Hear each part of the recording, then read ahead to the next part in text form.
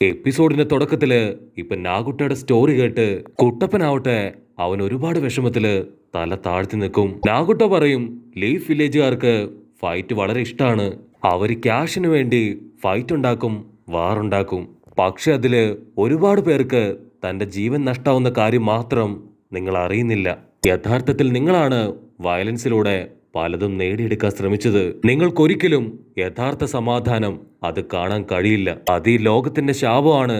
അത് മാറ്റാനാണ് ഞാനും എന്റെ ടീമും ഞങ്ങൾ ഒരുപാട് കഷ്ടപ്പെട്ട് ഇപ്പൊ ശ്രമിച്ചുകൊണ്ടിരിക്കുന്നത്. നാഗുട്ടോ അവൻ പറയും എന്റെ സ്റ്റോറി അത് ഞാൻ പറഞ്ഞു കഴിഞ്ഞു. ഇനി നിന്റെ ടേൺ ആണ് ഞാൻ ചോദിച്ച എന്റെ ചോദ്യത്തിന്റെ ഉത്തരം. അതെനിക്ക് വേണമെന്ന് പറയുമ്പോ കുട്ടപ്പനാവട്ടെ അവന്റെ പോക്കറ്റിൽ നിന്ന് ഒരു ബുക്ക് പുറത്തെടുക്കും. അത് മാമൻ എഴുതിയ ബുക്കാണ് ടെയിൽ ഓഫ് കട്സി നിഞ്ച. അപ്പൊ കുട്ടപ്പൻ അവൻ വീണ്ടും മാമൻ പറഞ്ഞ കാര്യങ്ങൾ ആലോചിക്കും. ഇന്നല്ലെങ്കിൽ നാളെ എല്ലാവരും പരസ്പരം മനസ്സിലാക്കി സമാധാനം അത് ഈ ലോകത്തില് പുനഃസ്ഥാപിക്കപ്പെടും. കട്ട് ചെയ്ത കുട്ടപ്പൻ അവനിപ്പോ നാഗട്ടയോട് പറയും നീ ചിന്തിക്കുന്നത് പോലെ തന്നെയാണ് ഞാനും ഇപ്പൊ ചിന്തിച്ചുകൊണ്ടിരിക്കുന്നത്. പക്ഷെ ഒരിക്കലും എനിക്കിനി നിന്നോട് ക്ഷമിക്കാനാവില്ല. കാരണം നീ എന്നോട് ഒരുപാട് തെറ്റ് ചെയ്തു. അതിന് നാഗട്ടോ പറയും അങ്ങനെയാണെങ്കില് ഇപ്പോ ഇവിടെ വെച്ച് എന്നെ കൊല്ല്. അതിന് കുട്ടപ്പൻ പറയും നിന്നെ ഇവിടെ വെച്ച് ഈ സ്പോട്ടിൽ കൊന്നുകളയാൻ എന്നെ കൊണ്ട് കഴിയും. പക്ഷെ ഒരിക്കലും ഞാനത് ചെയ്യില്ല. കാരണം ഞാൻ മാമന് കൊടുത്ത വാക്ക് അതെനിക്ക് പാലിക്കണം. ഞാനാണ് മാമന്റെ ചൈൽഡ് ഓഫ് പ്രോഫസി. അതുകൊണ്ട് ഉറപ്പായിട്ടും മാമന്റെ ആഗ്രഹം അത് ഞാൻ പൂർത്തീകരിക്കും. അതിന് വില്ലൻ പറയും നിർത്തണടാ നീ, സ്റ്റോപ്പ് ദ ഫക്ക്. മാമൻ പറഞ്ഞ കാര്യങ്ങള് അതൊരിക്കലും നടക്കാൻ പോകുന്നില്ല. ജനങ്ങൾക്ക് എല്ലാവർക്കും വിദ്വേഷവും പകയും മാത്രമാണ് ഉള്ളത്. അതുകൊണ്ട് തന്നെ അവരുറപ്പായിട്ടും പരസ്പരം റിവെഞ്ച് എടുത്തുകൊണ്ടേയിരിക്കും. അതിന് കുട്ടപ്പൻ അവൻ വിളിച്ചു പോവും ഞാൻ പറഞ്ഞത് എന്റെ ലക്ഷ്യമല്ല, നിന്റെയും എന്റെയും മാസ്റ്റർ ആയിട്ടുള്ള ജിറയ മാമന്റെ ലക്ഷ്യമാണ്. ജിറയ വേൾഡില് ഇന്നല്ലെങ്കിൽ നാളെ ഉറപ്പായിട്ടും സമാധാനം അത് ഞാൻ കൊണ്ടുവരും. ഞാൻ ഒരിക്കലും ഗിവപ്പ് ചെയ്യില്ല എന്ന് പറയുമ്പോ അതിന് നാഗട്ടോ അവൻ ഷോക്കായിട്ട് കുട്ടപ്പന്റെ വാക്കുകള് അതങ്ങനെ കേട്ടു നിൽക്കും. നാഗട്ടോ പറയും ഈ ഒരു വാക്ക് അത് ഞാൻ എവിടെയോ കേട്ടിട്ടുണ്ട്. അതിന് കുട്ടപ്പൻ പറയും മറ്റെവിടെയോ അല്ല, അത് മാമന്റെ വാക്കാണ്. ഈ ബുക്ക് തുടങ്ങുന്നത് പോലും ആ വാക്കുകളിലൂടെയാണ്.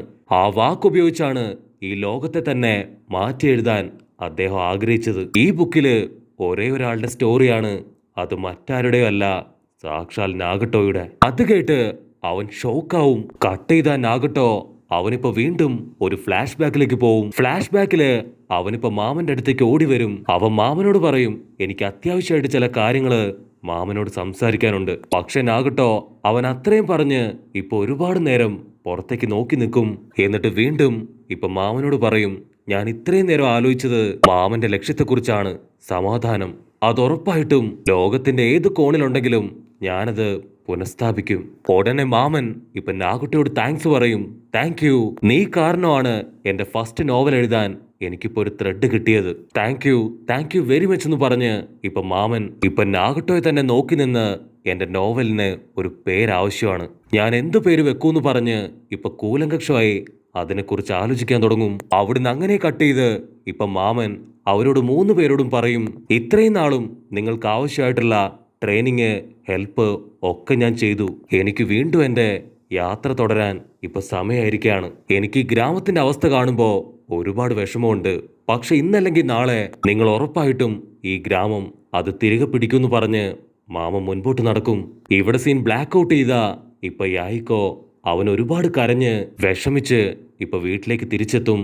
അപ്പോഴായിരിക്കും നാഗട്ടോ മാമൻ എഴുതിയ ആ ഒരു ബുക്ക് കാണാം. അവനുടനെ ആ ബുക്ക് എടുത്ത് വായിക്കാൻ തുടങ്ങും. നാഗട്ടോ ആ ബുക്കിന്റെ പേജുകള് അതൊന്നൊന്നായി മറിച്ച് അതിലുള്ള സ്റ്റോറി അതൊരുപാട് ഇഷ്ടത്തോടെ വായിച്ച് ഒരു മരത്തിന്റെ ചോട്ടിൽ വന്നിരിക്കും. അപ്പൊ അതേ സമയത്ത് മറ്റൊരു നിഞ്ച അത് ചാടി വീണ് ഇപ്പൊ നാഗട്ടോയെ അറ്റാക്ക് ചെയ്യാൻ ശ്രമിക്കും. ഫൈറ്റിന്റെ അവസാനം ആ ഒരു നിഞ്ച കത്തിയെടുത്ത് നാഗട്ടോയുടെ നെഞ്ചിൽ തന്നെ കുത്തിയിറക്കും. അതിന് നാഗുട്ടോ അവൻ വിളിച്ചു പറയും എന്തൊക്കെ സംഭവിച്ചാലും ഞാൻ ഗിവപ്പ് ചെയ്യില്ല എന്ന് പറഞ്ഞ് അവനെ വെട്ടിത്തിരിപ്പിച്ച് ആ കത്തി ഇപ്പൊ ആ നിഞ്ചയുടെ കഴുത്തി തന്നെ കുത്തി അങ്ങോട്ട് ഇറക്കും. അവിടുന്ന് അങ്ങനെ കട്ട് ചെയ്ത ഇപ്പൊ നാഗുട്ടോ അവൻ മാമൻ അവസാനമായിട്ട് പറഞ്ഞ കാര്യം അത് വീണ്ടും ആലോചിക്കും. നിന്നെ കാണുമ്പോ തന്നെ എനിക്ക് സേജ് ഓഫ് സിക്സ് പാത്തിനാണ് ഓർമ്മ വരുന്നത്. നിനക്കും ആ റെനീങ്ക കണ്ണുണ്ട്. അതുകൊണ്ട് ഉറപ്പായിട്ടും നിന്നിലൂടെ ഈ ലോകത്തിന് സമാധാനം കൈവരും. എന്റെ ചൈൽഡ് ഓഫ് പ്രോഫസി അത് നീയാണ്. എന്റെ ഒരു ശിഷ്യന് മാത്രമേ ഈ ഒരു സമാധാനം അത് തിരികെ കൊണ്ടുവരാൻ കഴിയൂ എന്ന് മറ്റൊരാൾ പ്രവചിച്ചിട്ടുണ്ട്. എനിക്ക് വിശ്വാസമുണ്ട്, ഉറപ്പായിട്ടും അത് നീ തന്നെയാണെന്ന് പറഞ്ഞ് മാമൻ പതിയെ ആളുടെ കൈയെടുത്ത് അവന്റെ തോളിൽ തട്ടും.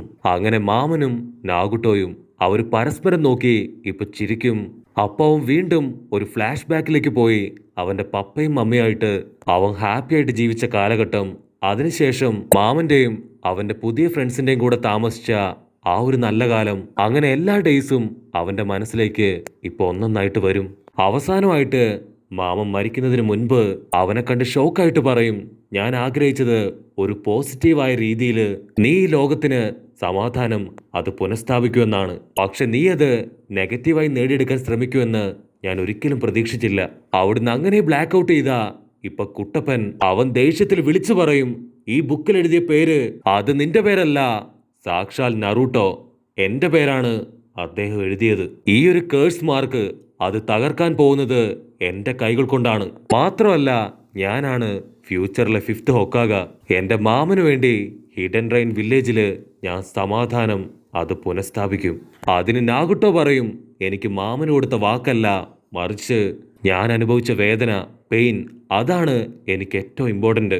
അതിന് കുട്ടപ്പൻ പറയും, നീ മാത്രമല്ല ലൈഫിൽ വേദന അനുഭവിച്ചിട്ടുള്ളത്. ജനിച്ച അന്നു മുതൽ ഞാൻ വേദനയിലും ഒറ്റപ്പെടലുമാണ് ജീവിച്ചു വന്നത്. കുട്ടപ്പനിപ്പോ പഴയ ഫ്ലാഷ് ബാക്കിലേക്ക് പോവും. ചെറുപ്പത്തില് അവനെ എല്ലാവരും ചേർന്ന് ഒറ്റപ്പെടുത്തിയത്, പിന്നീട് സാസുകയെ തിരിച്ചു പിടിക്കാനായി അവനുമായിട്ട് ഫൈറ്റ് ചെയ്ത് ബോധം കെട്ട് കിടന്നത്, പിന്നീട് അവന്റെ 4th ടൈലിന്റെ പവർ അത് പുറത്തു വന്ന് ഒരുപാട് വേദനയില് അവൻ അലറിക്കരഞ്ഞത്. അങ്ങനെ അവൻ സഹിച്ച ഓരോരോ വേദനകളും അവൻ ആലോചിക്കും. കട്ട് ചെയ്ത കുട്ടപ്പൻ പറയും, എന്റെ മനസ്സ് മുഴുവൻ വേദനയാണ്. പക്ഷെ എന്റെ മാസ്റ്ററിനു വേണ്ടി മാസ്റ്റർ പറഞ്ഞു തന്ന ആ ഒരു പാതയിൽ മാത്രമേ ഞാൻ സഞ്ചരിക്കൂ. ഈ ബുക്കിന് അടുത്തൊരു ചാപ്റ്റർ അതുണ്ടെങ്കിൽ അതനുസരിച്ചായിരിക്കും എന്റെ ജീവിതം. ഇനിയും എന്തൊക്കെ ദുഃഖങ്ങളും പ്രശ്നങ്ങളും എനിക്ക് നേരിടേണ്ടി വന്നാലും ഞാൻ ഗിവപ്പ് ചെയ്യില്ല, മുൻപോട്ട് തന്നെ പോവും. അത് കേട്ട് നാഗുട്ടോയ്ക്ക് അവൻ ഒരുപാട് വിഷമാവും. അവൻ പറയും നിന്റെയും എന്റെയും മാസ്റ്റർ ഒരാളാണ്.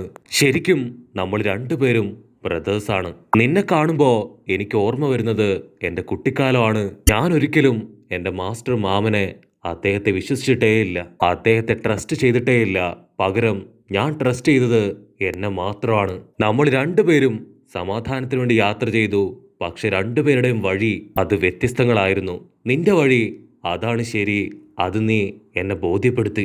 ഞാനിപ്പോ നിന്നെ ഒരുപാട് വിശ്വസിക്കുന്നു എന്ന് പറഞ്ഞ് അവൻ ആ റോബോട്ടിൽ നിന്ന് കൈയെടുത്ത് ഒരു ജിപ്സ് ഉപയോഗിക്കും. അതുകൊണ്ട് കോണോൻ വേണ്ട ഒരിക്കലും ആ ഒരു ജിപ്സു അത് ഉപയോഗിക്കരുത്. പക്ഷെ നാഗട്ടോ അവനത് കേൾക്കാൻ തയ്യാറാവില്ല.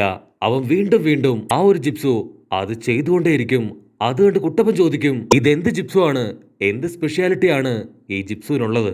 അതിന് അവള് പറയും, ഈ ഒരു ജിപ്സ് ഉപയോഗിച്ച് ഇവൻ കൊന്നുകളഞ്ഞവരെ തിരികെ ജീവൻ കൊടുക്കാനും അവരുടെ ജീവൻ അത് നശിപ്പിക്കാനും ഇവനെ കൊണ്ട് കഴിയും. പക്ഷെ ഈ ഒരു അവസ്ഥയില് ഇവൻ ഈ ജിപ്സ് ചെയ്യുകയാണെങ്കിൽ അതിവന്റെ ജീവന് തന്നെ വലിയ ആപത്താണ്. കോണോനാണെങ്കില് ഏറ്റവും വലിയ അത്ഭുതം നാഗുട്ടോയുടെ മനസ്സ് അത് മാറ്റിയെടുത്തതിനെ ഓർത്താണ്. നാഗുട്ടോ ഉടനെ അവന്റെ ജിപ്സ് ഉപയോഗിച്ച് എല്ലാവരുടെയും സോളിനെ പുറത്തേക്ക് ഇറക്കാൻ തുടങ്ങും. അവിടുന്ന് അങ്ങനെ കട്ട് ചെയ്ത ആ ഒരു അപ്പൂപ്പൻ തവള പറയും, ജിറയമാവന്റെ ചൈൽഡ് ഓഫ് പ്രോഫസി അവൻ ഈ ലോകത്തിന് ഒരു ചേഞ്ച് കൊണ്ടുവന്നിരിക്കുകയാണ് എന്ന് പറയുന്നതോടു കൂടെ ഈ ഒരു എപ്പിസോഡും അവസാനിക്കുന്നു.